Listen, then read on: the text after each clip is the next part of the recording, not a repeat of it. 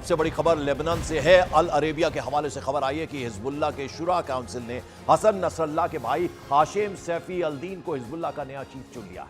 लेकिन कुछ ही समय बाद हिजबुल्लाह की ओर से इस खबर को खारिज कर दिया गया, यानी खंडन कर दिया गया और कहा गया कि हिजबुल्लाह ने सैफी अल-दीन को अपने राजनीतिक और मिलिट्री विंग का चीफ अभी तक नहीं चुना है। हालांकि जब से इजराइल के हमले में Hezbollah chief Syed Hassan Nasrallah की मौत हुई है, उसके बाद से ये कयास लगाए जा रहे हैं और दुनिया के तमाम जो एक्सपर्ट्स हैं उनका यह दावा है कि हिजबुल्लाह का अगला चीफ हसन नसरल्लाह का भाई सैफी अल-दीन बन सकता है।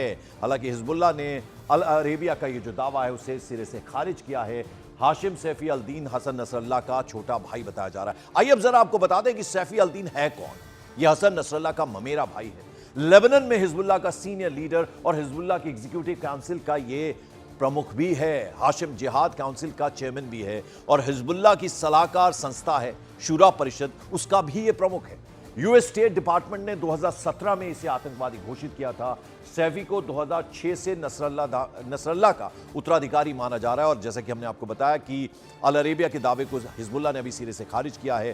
हालांकि ये ममेरा भाई है और कौन कौन सी इस जिम्मेदारियां ये संभाल रहा है वो हम आपको उसका सिरे से बता रहे हैं कि क्या क्या, यानी सलाहकार संस्था है शुरा काउंसिल, उसका भी ये प्रमुख है। यूएस स्टेट डिपार्टमेंट ने 2017 में इसे आतंकवादी घोषित कर दिया था और सैफी को 2006 से ही नसरल्लाह का उत्तराधिकारी भी माना जा रहा है। और इस बीच इजराइल ने दूसरे देशों पर भी एक्शन शुरू कर दिया है। यमन में हूती के ठिकानों पर इजराइल ने बहुत बड़ा हमला किया है। इजराइल के फाइटर जेट्स ने यमन में पावर प्लांट और बंदरगाह पर हमला किया। हिजबुल्लाह चीफ हसन नसरल्लाह के मारे जाने के बाद से यमन से इजराइल पर मिसाइलें दागी गई थी। इसके बाद अब इजराइल ने पलटवार किया।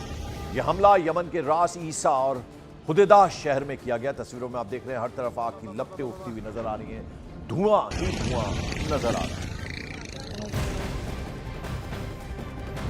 उधर नसरल्लाह की मौत के बाद अब इजराइल और ईरान में भी तनातनी बढ़ गई है। दरअसल लेबनान और इजराइल के हमले लगातार जारी हैं और इस बीच ईरान ने अब धमकी दे दी है कि अगर दुनिया ने इजराइल को नहीं रोका तो वो उससे निपट लेंगे।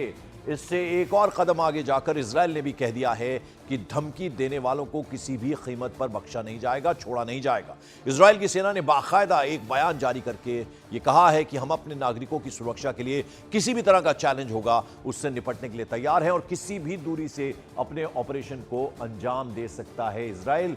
यानी दोनों ही तरफ से धमकी लगातार जारी है।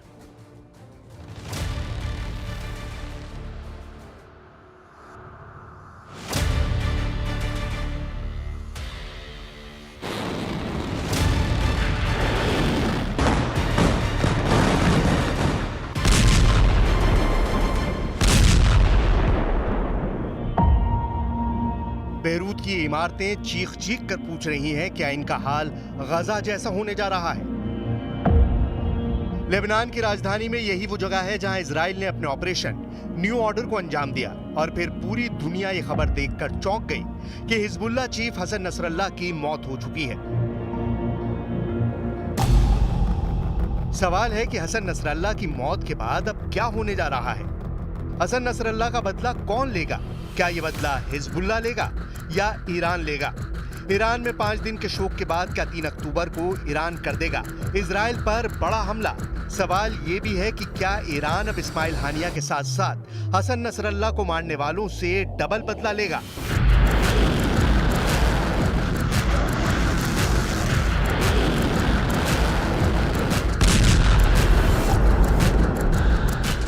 इस वक्त ईरान, लेबनान और गजा के बचे कुचे उन इलाकों में मातम का माहौल है जो हसन नसरल्लाह के अंदर इजराइल से टक्कर लेने वाली ताकत देखते थे। प्रदर्शन यरूशलेम और इराक से लेकर इटली तक हो रहे हैं। तेहरान में भी नसरल्लाह के मारे जाने पर इजराइल का विरोध हो रहा है। हिजबुल्लाह चीफ हसन नसरल्लाह को हमास के बाद इजराइल का सबसे खतरनाक दुश्मन माना जाता है। नसरल्लाह पूरे अरब वर्ल्ड में अकेली ऐसी आवाज और पावर थी जो गजा के मुद्दे पर इजराइल को लगातार चैलेंज कर रही थी। अब इन तीनों जगहों के लोगों में इजराइल को लेकर बहुत ज्यादा गुस्सा है।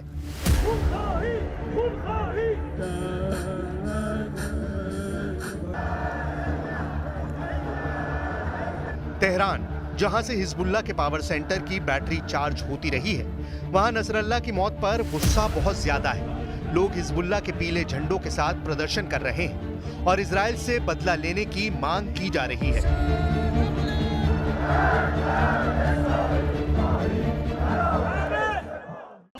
باید پشت هم باشیم، همه باید متحد باشیم و انتقام بگیریم. ما انتقام میخوایم، انتقام خیلی سریع. ما انتقام سید حسن رو میگیریم قطعا.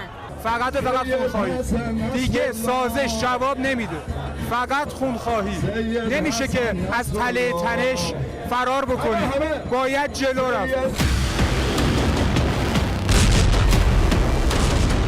सवाल है कि क्या ईरान की पब्लिक का मूड अब वहां के सुप्रीम लीडर अली खामनेई की रणनीति पर भारी पड़ेगा? क्या ईरान से इजराइल की तरफ मिसाइल और ड्रोन लॉन्च किए जाएंगे? क्या इनकी तादाद सैकड़ों में होगी? सैकड़ों मिसाइल, सैकड़ों ड्रोन। क्या ईरान ने इजराइल को जो ट्रेलर 13 अप्रैल को दिखाया था, अब उसकी पूरी पिक्चर दिखने जा रही है?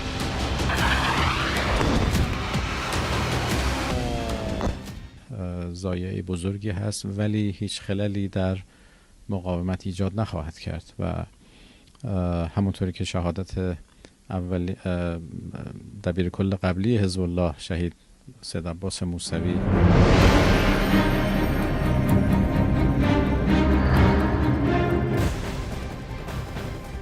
तो इजराइल और हिजबुल्लाह के बीच लगातार युद्ध जारी है। इस बीच अमेरिका इजराइल के समर्थन में खुलकर उतर आया है। अमेरिका ने कहा कि वो हर हाल में इजराइल का सपोर्ट करता रहेगा। अमेरिका ने यह भी कहा कि अगर ईरान हमला करता है तो वो इजराइल की हिफाजत करेगा। दरअसल अमेरिका ने इजराइल की नसरल्लाह पर कार्रवाई का समर्थन किया था। अमेरिका ने कहा था कि इजराइल को अपनी सुरक्षा करने का पूरा हक है। उधर इस्माइल हानिया के बाद हसन नसरल्लाह पर यह हमला हुआ। यह सीधा सीधा ईरान को एक ओपन चैलेंज है। ईरान हानिया को बचाने में फेल हुआ, वो हसन नसरल्लाह को बचाने के लिए भी कुछ नहीं कर पाया, लेकिन अब वो बदला लेकर इस बेइज्जती का नुकसान पूरा करना चाहता है। इजराइल से बदला लेने वाली ईरान की लिस्ट में क्या क्या है, ये सबसे बड़ा सवाल है। ईरान के नेता साफ साफ अपनी स्ट्रैटेजी ना बताएं, लेकिन यह बात साफ है कि ईरान इस वक्त इजराइल की खुफिया एजेंसी मोसाद से बदला लेना चाहता है। ईरान इस वक्त इजराइल की सेना से बदला लेना चाहता है। ईरान इजराइल के मिलिट्री अड्डों को तबाह करना चाहता है। ईरान इजराइल के बंदरगाहों को तहस नहस करना चाहता है। ईरान इजराइल की लीडरशिप से बदला लेना चाहता है। इस्माइल हानिया के बाद हसन नसरल्लाह पर हमला, ये सीधा सीधा ईरान को चैलेंज है। ईरान हानिया को बचाने में फेल हुआ। वो हसन नसरल्लाह को बचाने के लिए कुछ भी नहीं कर पाया, लेकिन अब वो बदला लेकर इस बेइज्जती का नुकसान पूरा करना चाहता है। این گونه ترورهای کور و وحشیانه نتیجه‌ای برای بقای این رژیم نخواهد داشت و این از روی استیصال هست و عرض کردم نتیجه این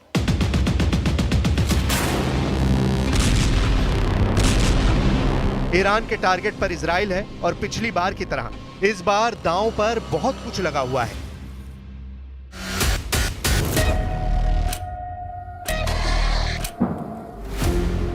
सवाल है कि ईरान कैसे बदला लेगा, ईरान किससे बदला लेगा, ईरान कहां बदला लेगा। इन तीनों सवाल में ईरान की रणनीति छुपी है। उसके फैसले ने पूरे इजराइल से लेकर अमेरिका तक सायरन बजाना शुरू कर दिया है। ईरान की ताकत उसकी मिसाइल है, ईरान की ताकत उसके ड्रोन है। ईरान ने 13 अप्रैल को भी जब इजराइल पर हमला किया था, तब उसने करीब 300 ड्रोन और मिसाइल इजराइल की तरफ दागी थी। इजराइल ने दावा किया था कि उसने 98% हमलों को नाकाम कर दिया था, लेकिन यह भी गौर करने वाली बात है कि ईरान ने हमले से पहले बता दिया था कि वो हमला करने वाला है। यानी इजराइल के पास रिएक्ट करने या कहें कि मिसाइलों और ड्रोन को रोकने का टाइम था। क्या इस बार उसे ईरान यह आसान ऑप्शन देगा?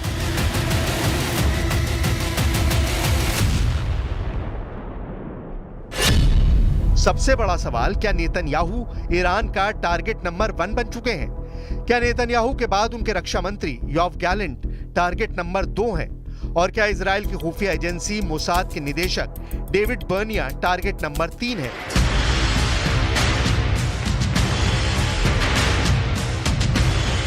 ईरान की नजर अमेरिका पर भी है, और अगर ईरान के जवाबी हमलों में अमेरिका दखल देता है तो खाड़ी में मौजूद अमेरिकी सैन्य अड्डों पर भी ईरान की मिसाइलों की बरसात हो सकती है। ये बात अमेरिका ने इजराइल को भी बता दी है, और उसके हिसाब से पेंटागन ने भी अपनी तैयारी शुरू कर ली है। बड़ी बात यह है कि बाइडेन ने कहा है कि वो सीज फायर चाहते हैं।